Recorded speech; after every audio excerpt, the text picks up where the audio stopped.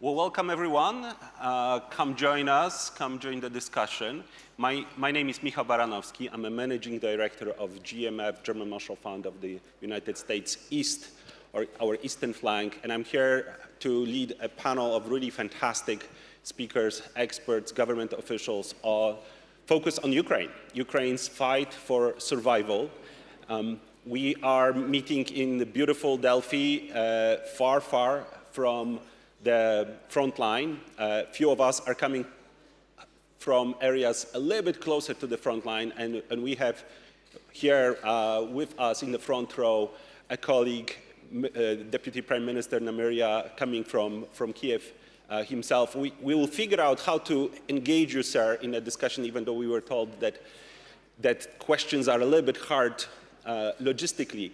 But we are meeting on 776th day of the war. It's a long war. Our brothers and sisters in Ukraine are fighting bravely, dying as well, and they are what stands between us in European Union and the Russian tanks. So they are really the shield of European Union. And we are a European and transatlantic security system. So here today we are going to focus exactly on what is at stake, how the war is developing and will develop, what is the impact that the war is having on European security order. I'm not going to introduce each of our speakers. I'm going to go straight into the questions. So let me first turn to Indrek Kannik, Director of the International Center for Defense and Security in Estonia, great friends from ICDS. Indrek, tell us what's at stake and what happens if we don't do what's necessary for Ukraine to keep this fight going on. Over to you. Thank you. It's a great pleasure to be here. There's a lot at stake. We have to keep in mind that usually dictators don't stop until they are stopped by force. And unfortunately, that's what we see with Russian leadership and current Russia as well. When we look at the rhetorics of Vladimir Putin and his colleagues in Russian leadership, they are pretty open about their goals. Their goals are not limited to Ukraine, and their goals are not limited to Donetsk or Luhansk regions. First of all, the main goal, the main aim of this war for Russia is to have a full control of Ukraine. If possible, to occupy the whole country. If not, then to have a puppet regime and to control the whole country. And they have not stopped on this goal. And then I think they would try to look further as well, because we have to keep in mind what Russians said in December 2021 when they issued an ultimatum to the West, basically, and to European countries. Their aim is to get back to pre-1997 borders in Europe, pre-1997 NATO enlargement. So that's where they are looking forward.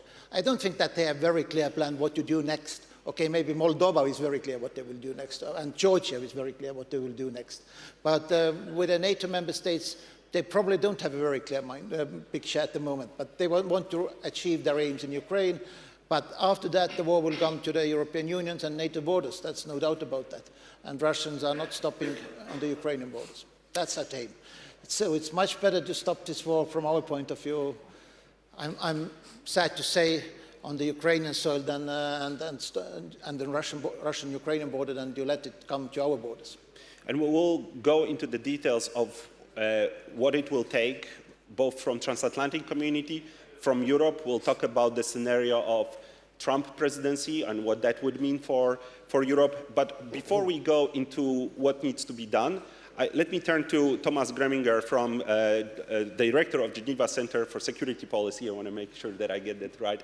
Thomas, so walk us through your thinking on the scenarios of the war. We are now, 776 days in. There is no end in sight. We have seen the counteroffensive last year that didn't produce what we hoped for. What can we expect this year? And yeah, I mean, help us think through the scenarios and what it means for Europe, especially. I think we do not know for sure, and this, I think, makes it useful to think in scenarios. And I would like to offer you 5 different ones, and I will attribute probabilities to them. I think the most likely scenario is that we would see, for months to come, a continuation of high-intensity warfare, with neither side capable of a significant military breakthrough. So basically, a stalemate on the battlefield, but a continuation of high-intensity warfare. A second scenario that we could see at some point in time, not immediately, is a transition to a low-intensity warfare, either with or without some sort of a formal cessation of hostility. That would provide us, with a situation that is perhaps not too different from what we have seen between 2014 and 2021. A third scenario, and unfortunately a relatively likely one, given the stalemate on the battlefield, the lack of political will to return to the negotiation table by both sides, is an escalation. An escalation, there are numbers of ways how you could escalate. You could escalate by simply targeting even more important civilian critical infrastructures, but you could also escalate in cyberspace, in outer space. So there are lots of ways all the way to tactical nuclear, even though this is not likely. A fourth scenario that I wouldn't exclude, even though it does not appear very likely, is a military victory of either side. But remember, let us imagine we would have this discussion in 1915 or 1916. We may also, we would be tempted to say there is never a way out of the military stalemate, but then we saw at some point a way out. And so I think this cannot be relegated. And fifthly, at some point the sides might decide to return to a negotiation table, to negotiate a ceasefire to be followed by settlement negotiations, or more likely a mix between ceasefire and settlement negotiations, with the high likelihood of ending with some sort of a frozen conflict, Korean style. These would be the 5 scenarios that I would have on offer. Okay, thank you very much. Thomas, we'll get back to those scenarios to also assess. I mean, it's very telling that you put the as a 5th, not very likely, not very quick option, sitting down at a table and coming up to some kind of solution or a partial solution for the moment.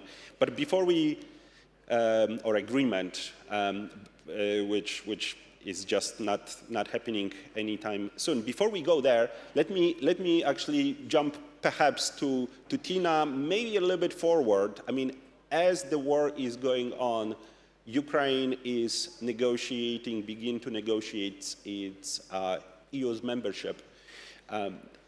How does that play in the war? How does a country that is in the state of a war begin this process? How those two pieces are connected? Thank you so much. I think it's a very good question, and I think it's very impressive what we could observe happening in the country which is currently at the war. Because if anything in Brussels, Ukraine has deserved quite a lot of praise for its speed and the depth of the reform. So that's very impressive. So the country proved to be resilient, very resilient in fact, because I remember and recall there were so many doubts about Ukraine in Brussels before the outbreak of the war, whether the country was ready to undertake the reforms, whether the momentum was there, whether they had the capacity, and I think nobody really doubts that now. So it means a lot for Ukraine, right? It was Ukrainians' dreams back in 2014 with the Euromaidan effect. The people died there. We saw annexation of Crimea, and this was not for nothing, right? That was just to sign the association agreement. So they're still on the same track, and the war basically made this big call for Ukrainians to reconsider, are they really committed to their European future? And we see they are. They're fighting. They're dying for it. But this time it was a bigger call for the EU itself. What the EU wants to do with its neighbors and how it sees its security in the future. Back then, it was not clear. In 2014, that was not clear, right? Ukraine, together with Moldova and Georgia, has been asking to be recognized as the trio and to be distinguished in a way from the Eastern Partnership countries in the Eastern Partnership policy, which were 6 countries together. But EU was very reluctant. So it took the outbreak of the full-scale invasion of Ukraine, EU, to find a common voice and to finally, figure out, what do I want to do with Ukraine? Do I see these countries, the trio in the family of the European Union? Now we know that it does. So before, it was all about deterring Russia. The EU's strategic ambiguity was that Russia would not invade, we would not see full-scale invasion of Ukraine, but we saw it.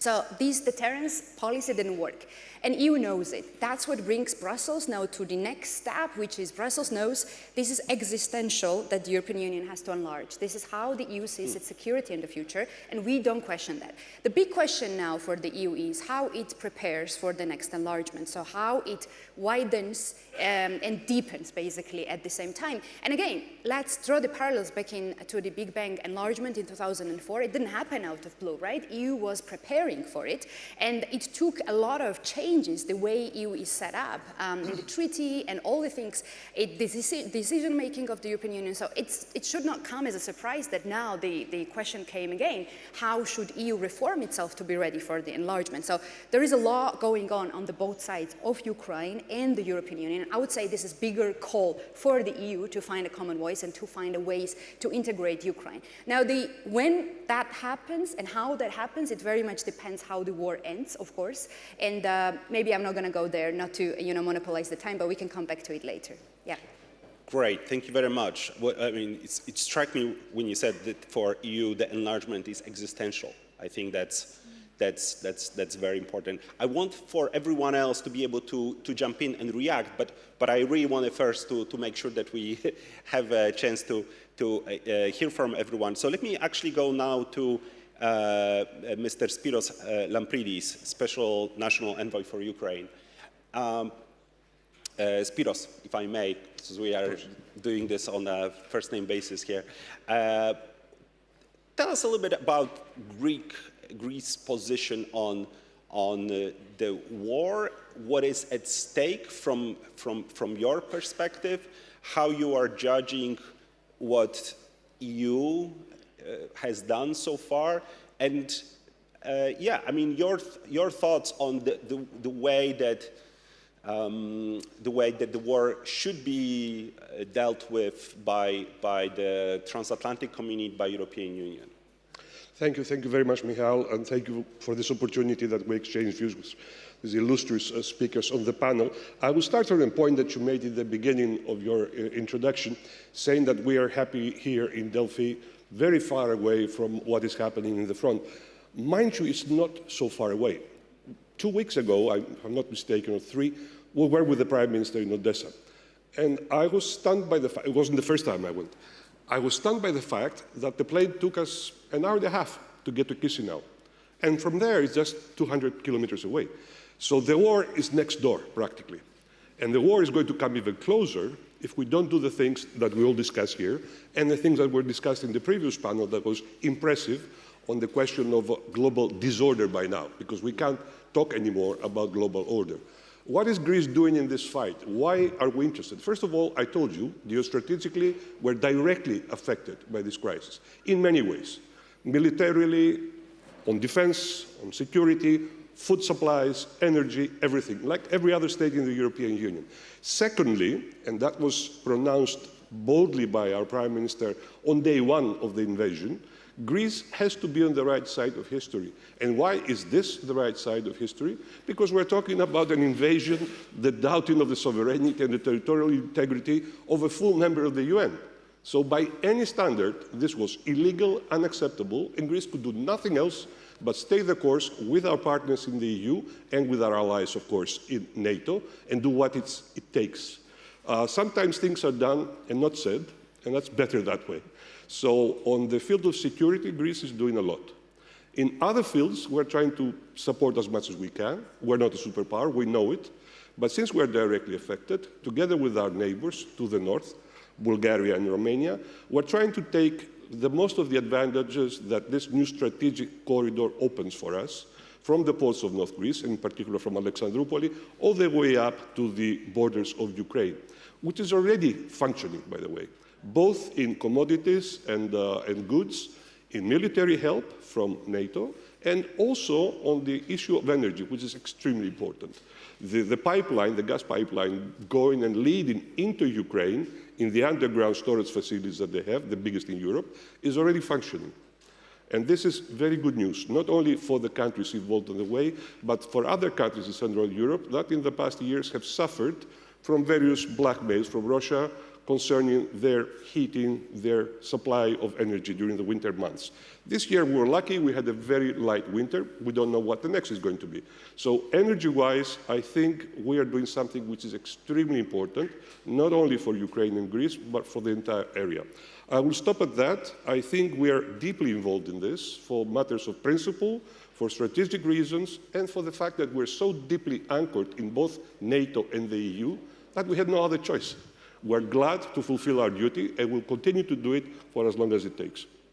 Great, thank you very much. Strong message. Thank you very much for this message, and again, striking that, you know, we in Warsaw think of the war as the war next door. It is quite telling and heartening to hear that you think of this as a war next door, which is absolutely could not agree more. Let me turn to Anita Richter from OECD and ask you about your views as you're head of unit for Ukraine, as you look to the Ukrainian institutions, to the governance during the time of war. What you are seeing, what can OECD do to help to help the government? How does the economic portfolio look like? Also, as we think through eventually, as the war will come to an end, of course, to reconstruction of Ukraine, when the time has come to start with the reconstruction, but of course not at the full scale. Anita, over to you. Yes. Thank you very much for this question. It's a pleasure to be here today. There's one thing I just wanted to echo, actually, what was just said is, well, also Ukraine is aspiring to really adhere and be part of the international community, and also Ukraine is aspiring to become a member of the OECD, so adhering to the international standards and being part of this, and they also see it as a way to further strengthen and be more resilient and come to the next level and be prepared for the reconstruction. That's one point. The second point is also when hearing the OECD member countries.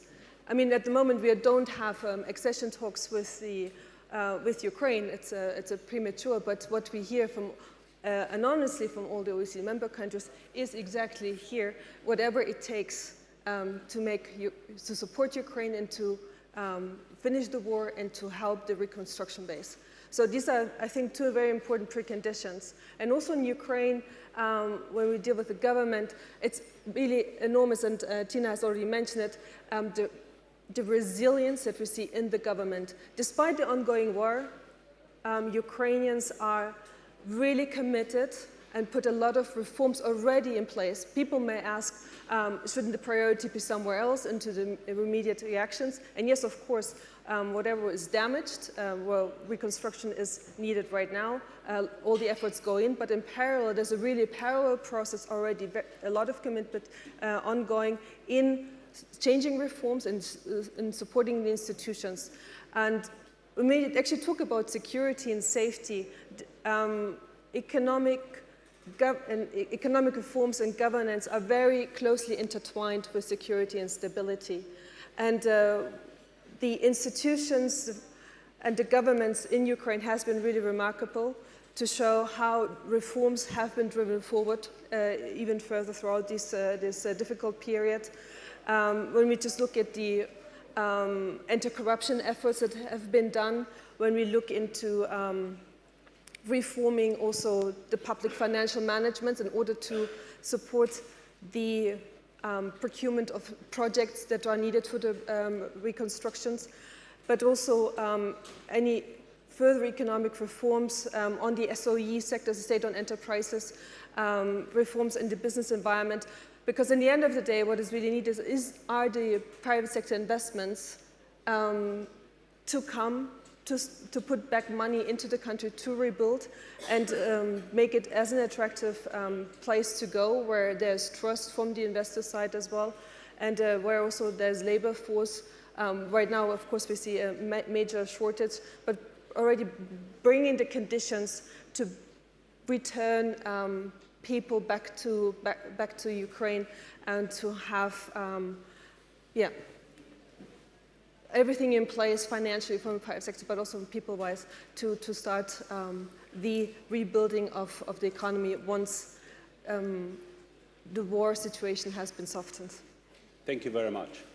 So I would like we are about halfway in our conversation. We focused a lot on the Ukrainian sort of what's happening in Ukraine, but I really want us to turn also to what we in the West, we in the EU, we in the NATO need to be focused on.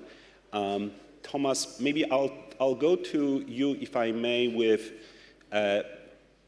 you gave us 5 scenarios. You didn't say which one is the most likely, but I would put us a little bit more right now, because we are talking in sort of general terms, and we are now in a critical moment of the war. Critical in a sense that American aid is stuck in US Congress. Ukrainian forces often are outshot by Russians 5 to 1, sometimes 10 to 1. The spring and summer is coming. So help us take a snapshot of the moment from your perspective, and what is necessary not in the coming 20 months, but in the coming 2 months, from a military perspective especially. Well, I think stating the obvious, the political West needs to continue supporting Ukraine militarily. That is obvious. I think it's extremely important. I mean, perhaps let me start on a positive note. So far, this transatlantic alliance has been very strong. There has been strong unity, and this needs to be continued. And I think the current deadlock in the US Congress has to be overcome. But, all in all, I'm perhaps a bit less pessimistic as some experts on the previous panel. I think there is still an extremely strong political resolve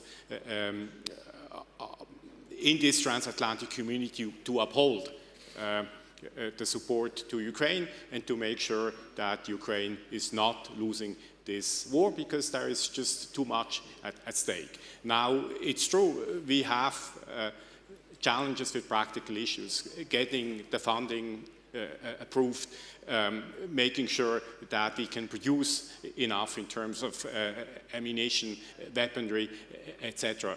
But again, I think I would be relatively confident that we will manage.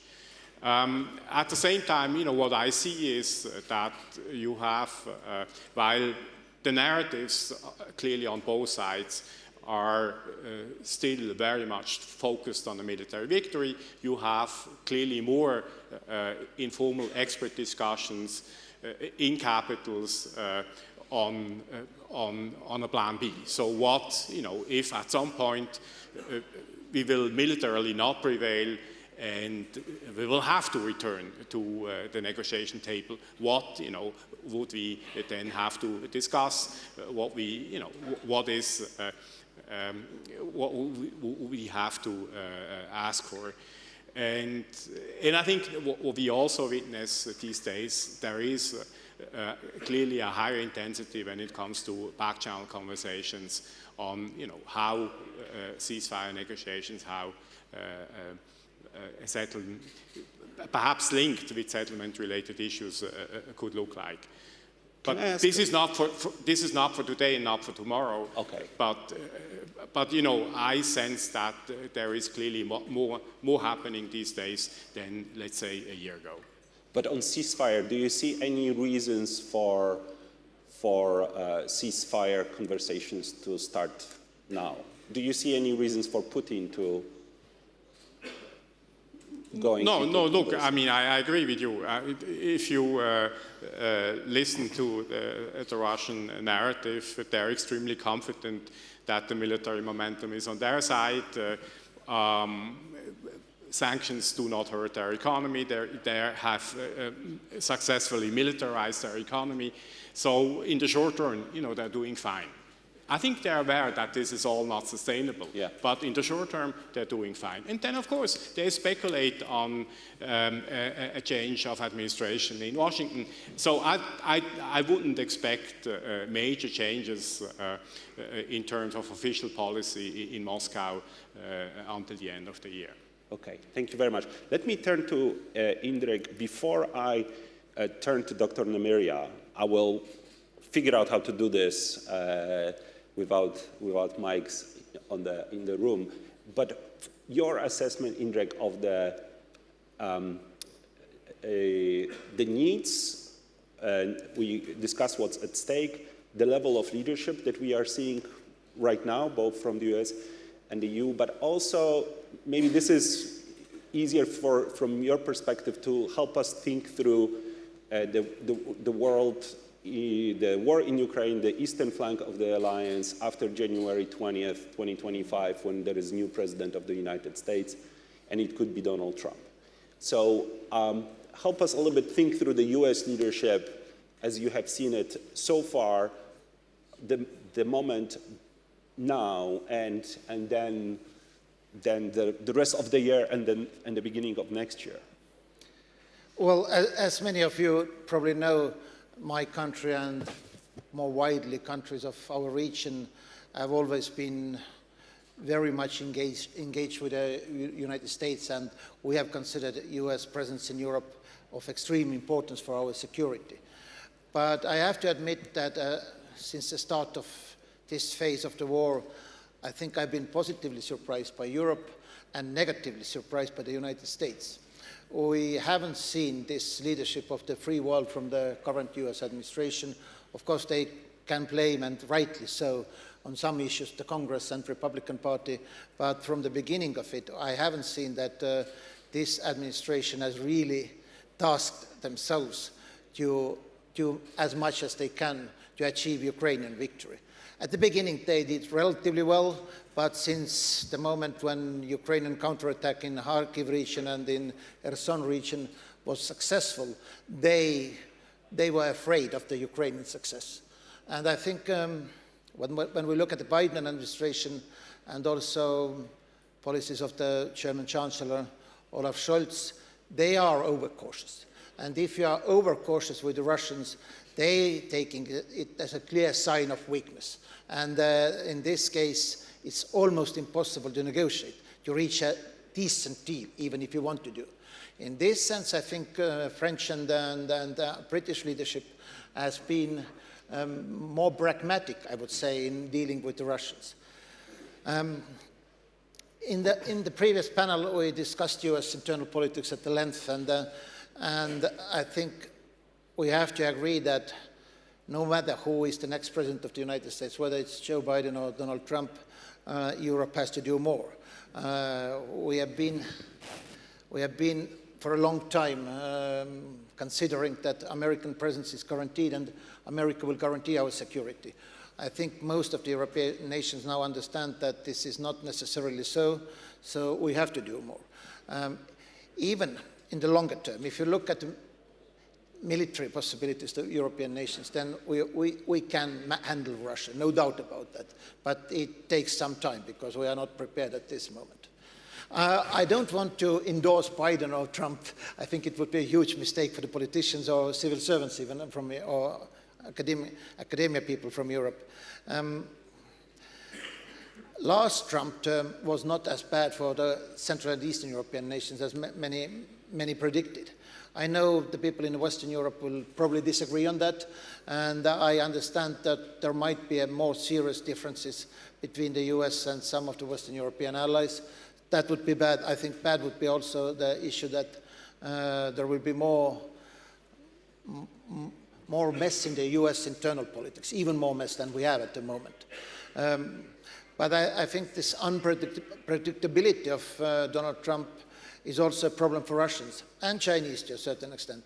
At the moment, when we look at the current US administration, and historically, when you look back at the second term of the US presidents, usually the second term is not better than the first one. And I can't say that in a foreign policy and security policy wise, the first term of Biden has been a great success, unfortunately. So let me go back to one thing you said about the time for, I mean, Europe will have to do more. Europe will have to do more on security and defense. Europe will have to pick up the slack, if there is a slack left by the US when it comes to Ukraine. So let me turn to Spiros and Tina for quick remarks on whether we are ready in Europe to pick up the slack, to stand up. How about we start with you? Well, we are picking up the challenge.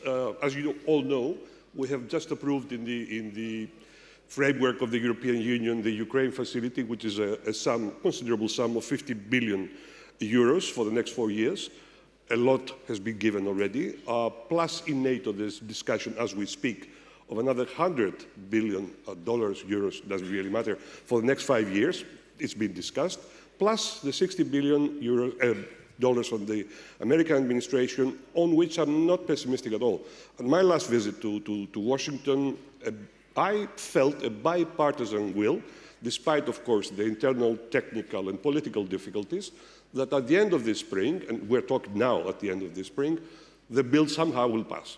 And I think it's a convention for both sides. So I would say that I would be rather optimistic in the sense that Europe, and the West in general, the G7 group, plus all the others that are involved in this, will stand and will do what it takes. As others have said, naturally, beefing up the military support is not something you can do overnight. And you don't produce tanks and F-16s overnight. It takes time.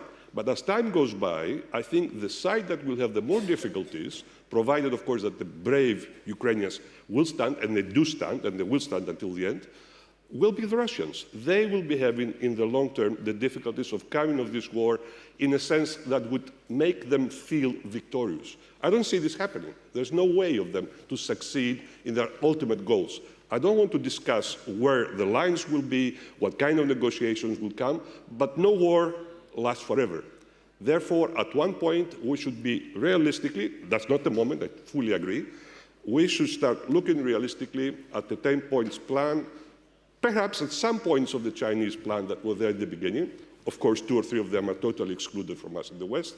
But there are ideas. And at one point, people in general, human race, even in this case, will have to behave a little bit more logically, even if we're talking about Mr. Putin. Thank you very much. Tina, as a voice from Brussels, is this a moment for EU to step up also in terms of integrating, strengthening our defense industry capabilities, which this is what it will take? I mean, the EU has just released its strategy. Do you see this actually picking up the speed to the level of speed of relevance for a world that around Europe is crumbling, as the previous session focused on? For sure, it is picking up, which is a very good news, because EU has been, by birth of it, the economic union, and now it's becoming a security union. It's paving the way to that. And everything is relative, you know. If we compare the EU's decision-making before the war, the speed is unprecedented. But if we compare what Ukraine needs, what the European continent needs to be at peace, maybe a bit too late and also maybe a bit too little, because the money that is put in all those initiatives, and there are so many, frankly, because EU doesn't have a still common security policy. It's now in the embryonic form, right? It's being shaped now. So the money allocated there, it's tiny. It is really tiny. And I don't think we should really discuss it. I mean, EU cannot defend itself, right? This is why Ukraine needs, and this is why we see Ukraine in need of both EU and the NATO. NATO has military, you know, militarily it's ready, but it's not politically ready, right? And then EU can offer this political readiness, but militarily it cannot even defend itself without NATO properly, right? So so the way I see that, it should be in a complementary roles. I mean, EU cannot do what NATO does, NATO cannot do what the EU does right now, and Ukraine needs both of them. Now, when it comes to the money, it's very, very important question, because it was mentioned, the Ukraine facility, 50 billion. This basically will be money to help Ukraine to implement reforms. It doesn't have the military component in it. That's a good point, right, to keep in mind.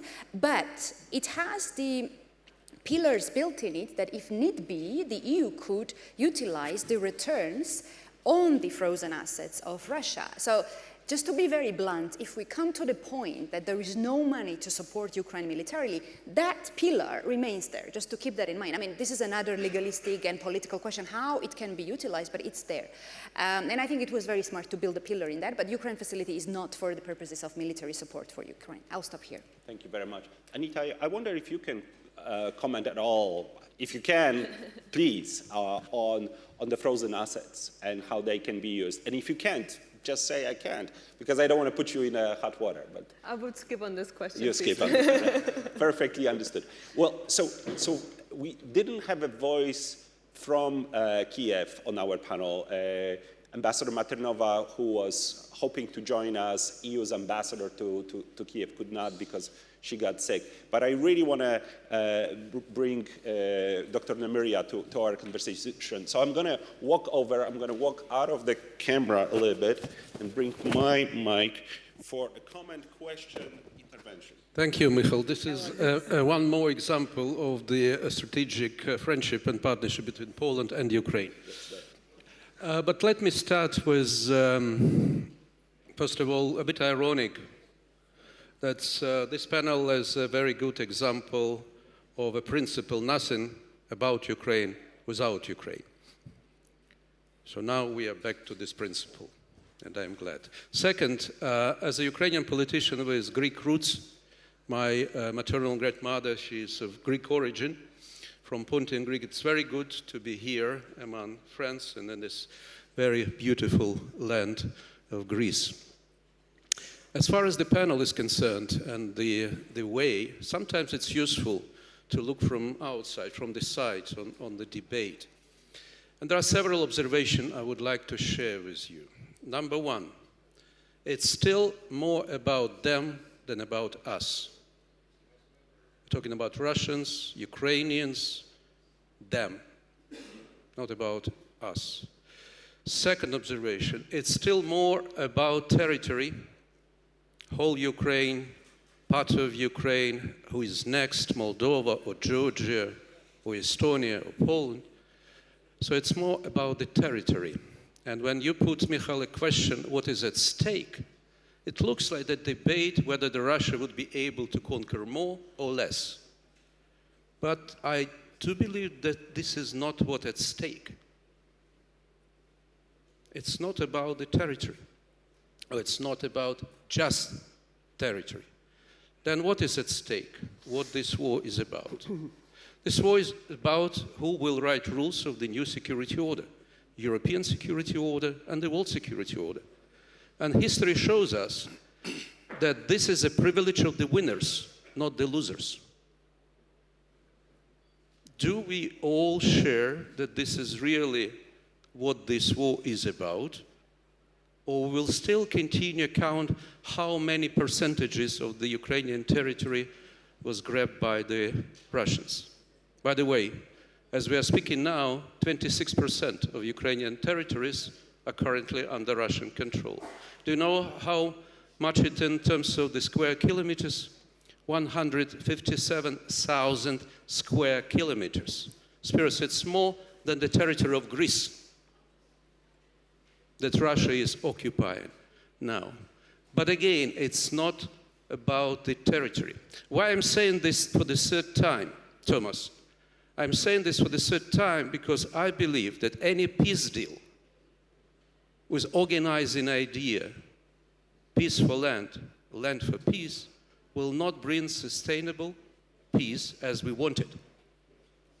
So we have to be aware of this. It's tempting, of course, from the history lessons to try.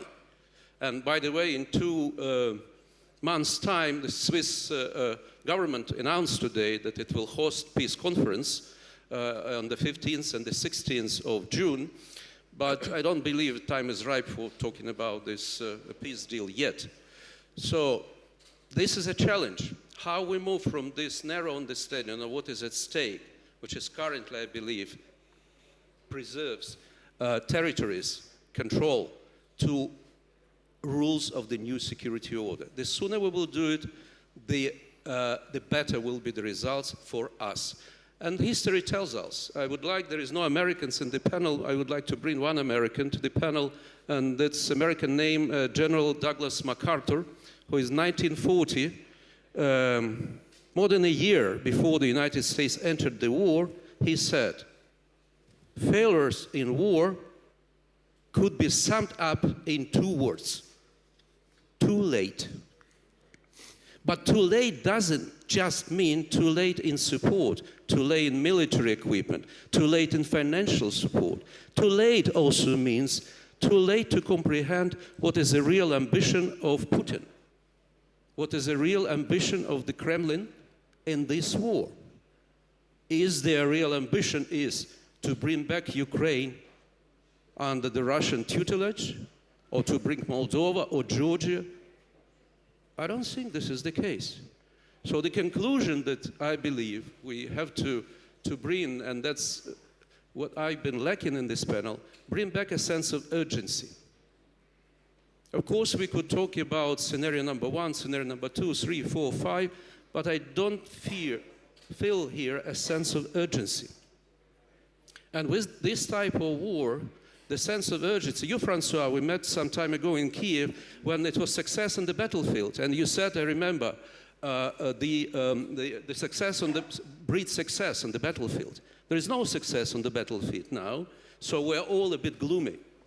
But the way out, and I believe this is something probably you could explain more with President Macron's ideas, or some ideas, whether that's moving towards living mantra will stay with Ukraine as long as it takes, without specifying as long as it takes for what, to bring a new principle.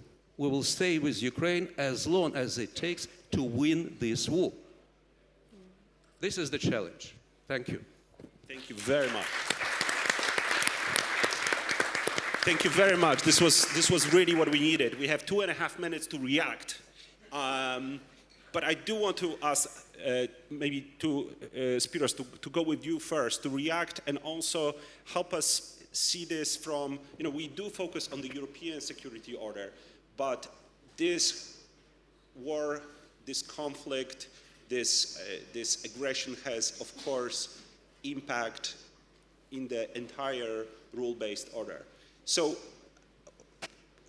brought to challenge like this, how do you respond on behalf of not only Greek government, but European government? Well, I couldn't agree more with what has been just said. The sense of urgency is there. Perhaps we didn't promote it so much on this panel, but what we're trying to do and what we're actually doing is to catch up with the time we lost.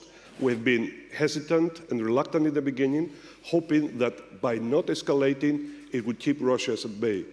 We were wrong, absolutely. I was at NATO at that time, together with Mrs. Oana Longescu, I see there, spokesperson of NATO, and we were wrong. We were hoping that this could keep things at a certain level. We failed, so we're trying to correct our mistakes. The sense of urgency is there. We're trying to do our best, and I think this best will suffice to bring the final result, which will be, as long as it takes, for victory. Not for any kind, I mentioned that, any kind of result that would make Putin feel satisfied. I will be satisfied when he will not be. I will leave it at that. Thank you very much. Indrek, I'm going to bring you for the very end, because we entirely didn't focus on the question of Ukraine's membership in NATO. There is a NATO summit in Washington when this issue seems not to be put on the agenda. So do we have enough of the urgency, of the oomph to meet the challenge that Dr. Nemaria just put forward? Give us your assessment of how Europe and the US is responding to this challenge as you see it. Not well enough is the quick answer. I think Europe is moving in the right direction. I don't see that happening in the United States. When we're talking about Washington summit, then we know again which two countries are the ones who are blocking the faster steps towards NATO membership from Ukraine. It's again the United States and Germany at this stage. We remember the mistakes of 2008 Bucharest summit, what was one of the reasons which led to Russian aggression to Georgia, and also, I think, to 2014 and 22 events. So I don't think that some of the Western nations have really made up their mind and have learned from the mistakes what we have done in the past. Thank you very much. This is sobering assessment. We, on the margins, can now focus on exactly what needs to happen between now and Washington and beyond to get to, Thomas, to your scenario of military or victory, but for the Ukrainian side.